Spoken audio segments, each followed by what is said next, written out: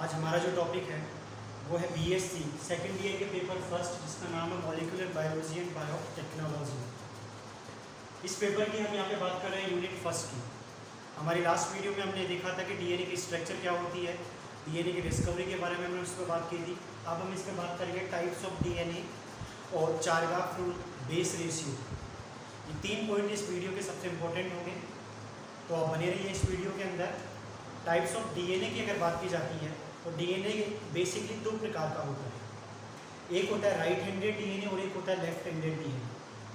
What is the difference between right और left की अगर बात की जाए तो स्टूडेंट्स, ये जो डिफरेंस इनके अंदर देखा गया है वो इनके रोटेशन के बेस पर देखा गया है। क्योंकि जब हम हेलिक्स को रोटेट करते हैं, इसका जो रोटेशन होता है, अगर ये रोटेशन क्लॉकवाइज है मतलब घड़ी की घूमने की दिशा में है तो इसको हम क्या बोल देते हैं, राइट हैंडेड। और ये रोटेशन अगर एंटी क्लॉकवाइज है मतलब घड़ी की घूमने की विपरीत दिशा में है तो इसको क्या बोला जाता है, एंटी क्लॉकवाइज, या इसको हम बोलते हैं लेफ्ट हैंडेड डीएनए। तो मेन इंपॉर्टेंट पॉइंट ये हो जाता है हमारा कि जो वॉटसन व क्रिक ने जो डीएनए का मॉडल दिया था वो कैसा था, मतलब वो मॉडल उन्होंने जो दिया था वो किस प्रकार का था, उसी के बारे में हम इसमें बात करेंगे। सीधी सी बात है, मैं यहाँ पे बता देता हूँ कि on the basis of rotation,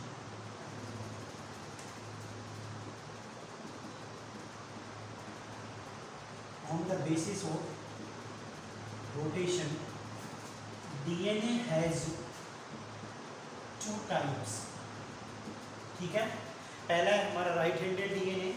तो राइट हैंडेड डीएनए की अगर बात की जाती है तो घड़ी के चलने की दिशा में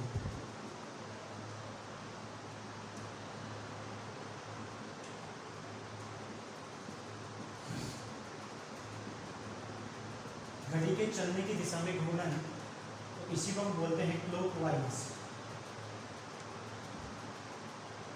ठीक है, और इसके एग्जाम्पल की अगर बात की जाती है, ए डीएनए, बी डीएनए और सी डीएनए और डी डीएनए। तो टोटल 4 टाइप के जो डीएनए होते हैं वो कैसे होते हैं, राइट हैंडेड डीएनए होते हैं। इसमें से वॉटसन व क्रिक ने जिस डीएनए की स्टडी की है वो बी डीएनए था।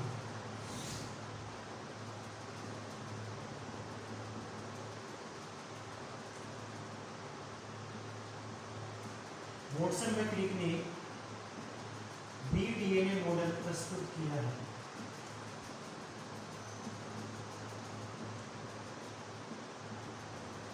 ठीक है, तो ये इंपॉर्टेंट पॉइंट आपको जो है वो याद रखना है कि what is the difference between right handed and left handed.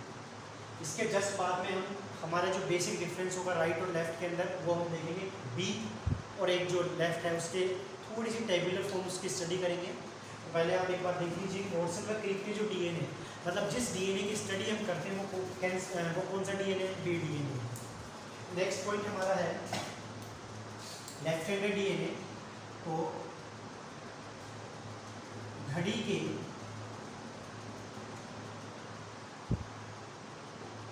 चलने के विपरीत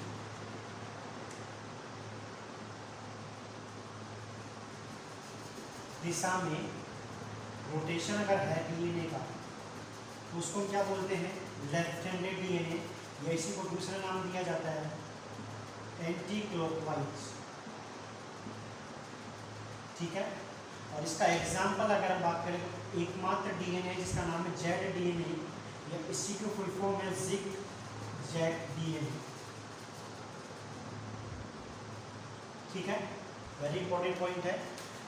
तो यहाँ पे हम टाइप की अगर बात करें तो टाइप हमारे 2 प्रकार के हो गए, right handed clockwise, left handed anticlockwise. Watson व क्रिक ने जो मॉडल दिया that is the B DNA model, और लेफ्ट हैंडेड में एकमात्र डीएनए जिसका नाम है जेड डीएनए। इसके जस्ट बाद में हम बात करेंगे tabular discussion about the right and left.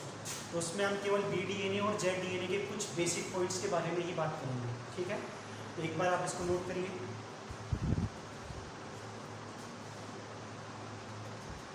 तो नेक्स्ट पॉइंट है कंपैरिजन बिटवीन द राइट और लेफ्ट हैंडेड डीएनए।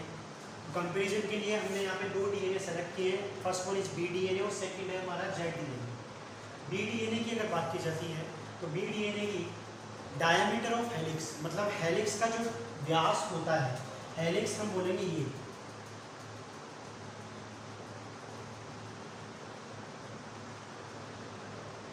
पूरा डायग्राम जो है वो थोड़ा सा इस तरीके का होगा।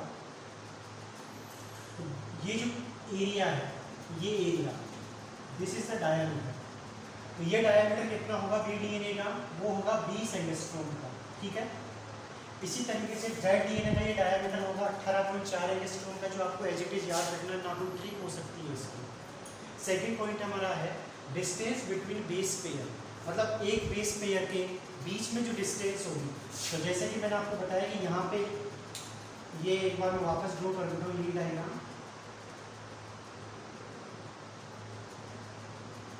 ठीक है। तो यहाँ पे मैंने कहा कि ये जो रेड कलर से मैं डिनोट कर रहा हूँ एंड फिर एंड,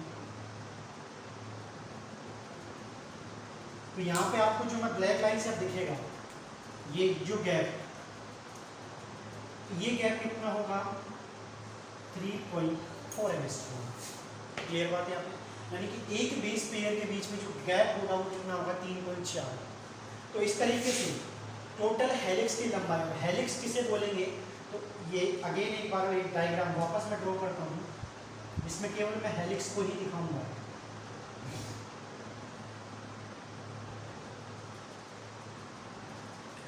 ये देखिए, तो ये जो बीच का ये एरिया है जहाँ से ये बिल्कुल एक तरीके से बंद हो रहा है बिल्कुल, तो इसको हम बोलते हैं हेलिक्स। तो इसकी जो लेंथ हो जाएगी वो कितनी हो जाएगी 34 एंगस्ट्रॉम, मतलब 34 एंगस्ट्रॉम। तो इस बेस पर अगर हम थोड़ा सा दिमाग लगाएं कि एक बेस पेयर में 3.4 का गैप है, टोटल 34 एंगस्ट्रॉम की लेंथ बता रहे हैं, तो कितने बेस पेयर हो सकते हैं इसमें 10 बेस पेयर। तो it is a very important point कि BDNA के अंदर एक हेलिक्स में टोटल कितने बेस पेयर होते हैं 10। रेगुलर इसकी क्या होती है, बैकबोन होती है, मतलब बैकबोन का मतलब होता है ये जो साइड वाला पोर्शन होता है कैसा होता है, इसका रेगुलर होता है। तो it is all about the BDNA। इसी तरीके से जेड की बात करें तो जेड में बेस पेयर के बीच में गैप कितना होता है 3.75 एंगस्ट्रॉम। हेलिक्स की जो लंबाई हो जाती है वो हो जाती है 45.6 एंगस्ट्रॉम, बिकॉज एक हेलिक्स में बेस पेयर कितने हो जाते हैं यहाँ पे 12 बेस पेयर, और इसकी बैकबोन कैसी हो जाती है यहाँ पे जिग जैग टेढ़ी। तो ये है हमारा basic difference between the BDNA और ZDNA। तो BDNA में अपने यहाँ देखा कि बेस पेयर कितने मिलते हैं 10, जबकि जेड में कितने मिलते हैं 12। हेलिक्स की लंबाई B की होती है 34 एंगस्ट्रॉम, जबकि जेड की कितनी होती है 45.6 एंगस्ट्रॉम। तो ये कुछ पॉइंट्स हैं जो आपको एज इट इज़ याद रखने हैं। तो एक बार आप ये टेबल नोट करिए।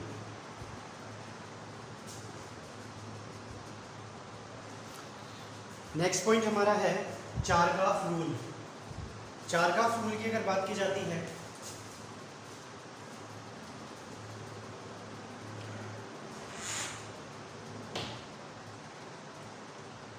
चारगाफ नियम, तो चारगाफ ने क्या किया, तो चारगाफ ने केवल इतना सा बताया कि एक DNA के अंदर, हमने क्या बताया कि एक DNA में क्या होगा, तो सीधी सी बात आपको मैं इसके पॉइंट्स जो है बता देता हूँ कि DNA में प्यूरीन व पिरिमिडीन, नाइट्रोजन, क्षारकों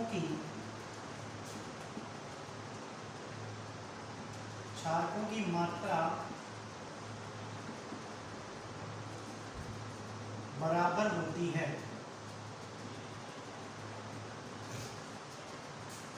इसका मतलब क्या हुआ, तो इसके अकॉर्डिंग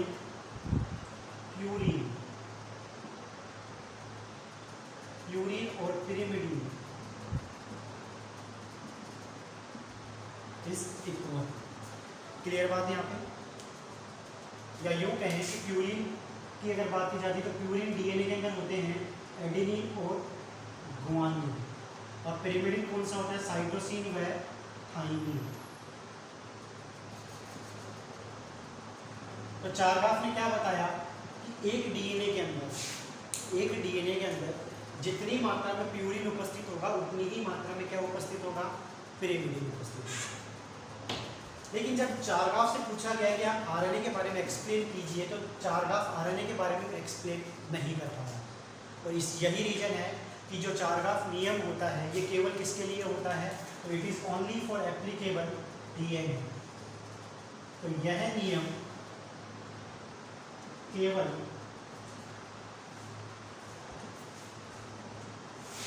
डीएनए के लिए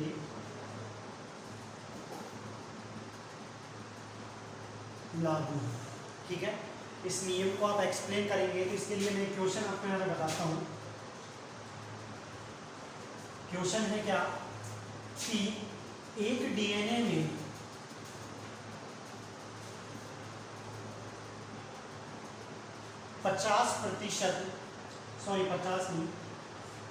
20% ग्वानिन है, जबकि 20% थाइमिन है। तो बताइए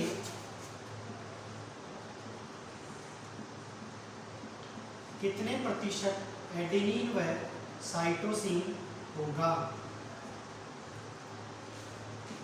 ये क्वेश्चन है, इस क्वेश्चन से आपको ये चारग्राफ नियम जो है उसको समझने में थोड़ी सी आसानी रहेगी। तो इस क्वेश्चन का आंसर इतना सा है, सीधा सा, कि आपको पता होगा कि ग्वानिन किससे बाइंड करता है, साइटोसिन से।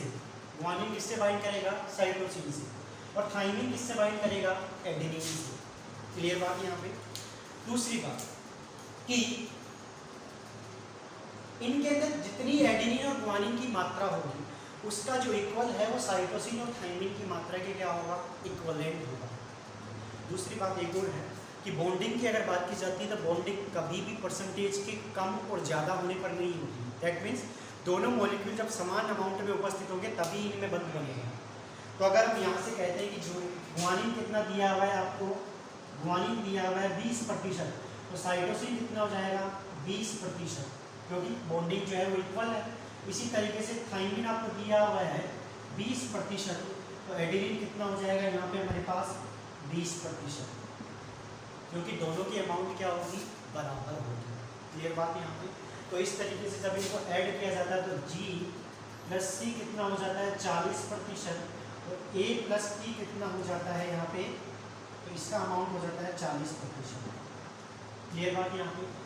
और इसी नियम को मतलब G प्लस C और A प्लस T की अमाउंट को एक नया नाम दे दिया, और उस नया नाम क्या है, तो एक बार आप इसका आंसर नोट कर लीजिए कि जितना G होगा उतना ही C होगा। ये क्योंकि चारग्राफ नियम यही बोलता है जितना प्यूरिन है उतना ही पिरिमिडिन होगा। क्लियर बात यहाँ पे।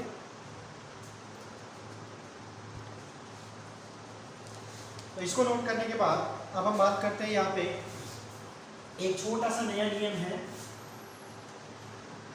जिसका नाम है बेस रेशियो, क्षारक अनुपात।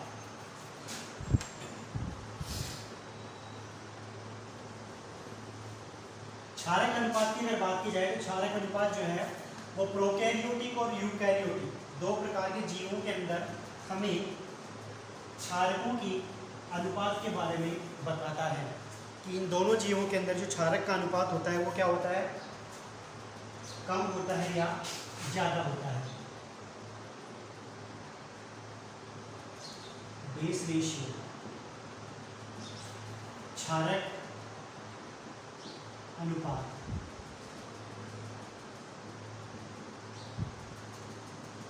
तो इसके अनुसार पहला पॉइंट क्या है कि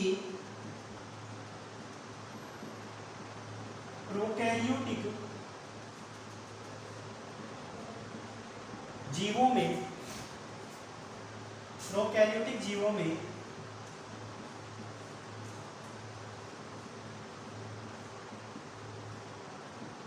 क्षारक अनुपात का मान 1 से कम होता है। क्यों होता है, तो उसका भी रीजन इन्होंने दिया, क्योंकि उनमें G प्लस C की मात्रा A प्लस T से ज़्यादा होती है। ठीक है। सेकंड पॉइंट क्या बताया उन्होंने कि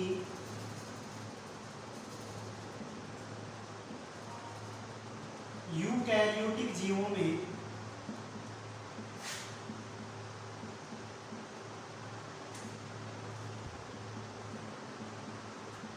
क्षारक अनुपात का मान 1 से ज़्यादा होता है, क्योंकि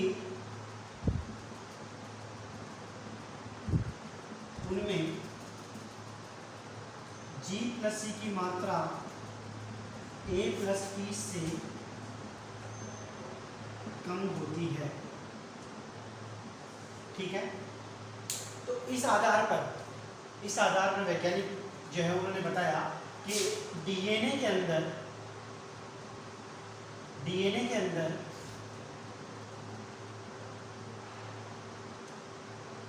क्षारक की मात्रा क्षारक अनुपात की सहायता से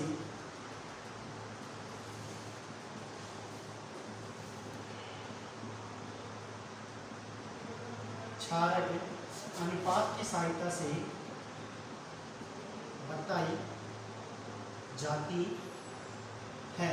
और वो क्षारक अनुपात क्या है? तो वो है A+P divided by G+C।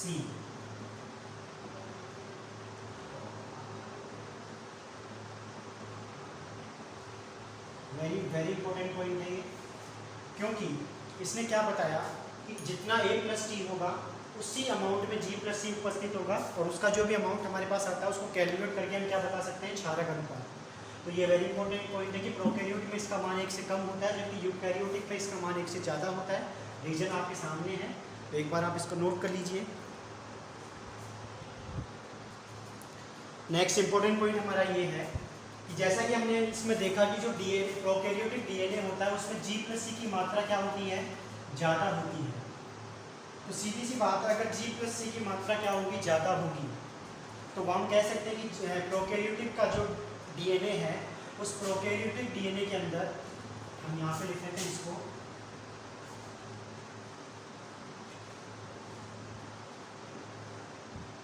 Prokaryotic G,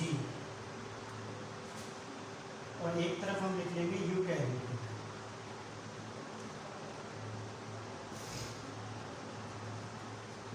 तो हमने क्या देखा कि प्रोकैरियोट्स के अंदर G+C क्या है? ज़्यादा है। इसका मतलब क्या होगा?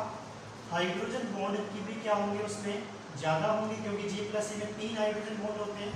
और यही रीजन है कि इसका जो मेल्टिंग पॉइंट होगा वो क्या होगा? ज़्यादा होगा। दैट मीन्स इसकी जो स्टेबिलिटी है वो क्या होगी? ज़्यादा होगी। इसलिए कहा जाता है कि प्रोकैरियोटिक का जो डीएनए होता है वो यूकैरियोट्स की तुलना में क्या होता है? स्टेबल होता है। A+T के अंदर हाइड्रोजन बंध की अगर बात की जाती है तो वो क्या है? कम है तुलनात्मक रूप से प्रोकैरियोट्स के। तो इसलिए इसका जो मेल्टिंग पॉइंट होगा वो क्या हो जाएगा? कम। तो इसलिए हम कहेंगे जो स्टेबिलिटी होगी वो क्या हो जाएगी? कम हो जाएगी। और it is a very important point कि क्योंकि हमारे दिमाग में एक ही चीज़ रहती है कि हम यूकैरियोटिक ऑर्गेनिज्म में, दैट मीन्स हम ज़्यादा एडवांस हैं। लेकिन ऐसा नहीं होता कि जो प्रोकैरियोटिक ऑर्गेनिज्म होता है उसका जो डीएनए होता है वो सबसे ज़्यादा स्टेबल होता है, बिकॉज ऑफ व्हाट? कि वहाँ पे G+C ज़्यादा है, दैट मीन्स वहाँ पे हाइड्रोजन बॉन्ड ज़्यादा है। इसी वजह से उसको मेल्ट करना भी क्या है? टिपिकल है। और यही रीजन है कि जो प्रोकैरियोटिक ऑर्गेनिज्म है, लाइक अगर हम बात करें बैक्टीरिया, लाइक हम बात करें वायरस, इनके द्वारा जो डिजीज होती है इनके डायग्नोसिस के अंदर इसलिए टाइम लगता है बिकॉज इनका जो जेनेटिक मटेरियल डीएनए होता है वो इजीली मेल्ट नहीं हो पाता। और इजीली अगर वो मेल्ट नहीं होगा तो हम उसके जो जेनेटिक कोड हैं उसके बारे में पता नहीं लगा पाते। क्लियर बात यहाँ पे? तो it is all about the types of DNA, Chargaff rule और बेस रेशियो। मैं उम्मीद करता हूँ ये वीडियो आपको अच्छा लगा होगा। Thank you very much students. इस चैनल को आप ज़्यादा से ज़्यादा सब्सक्राइब करें।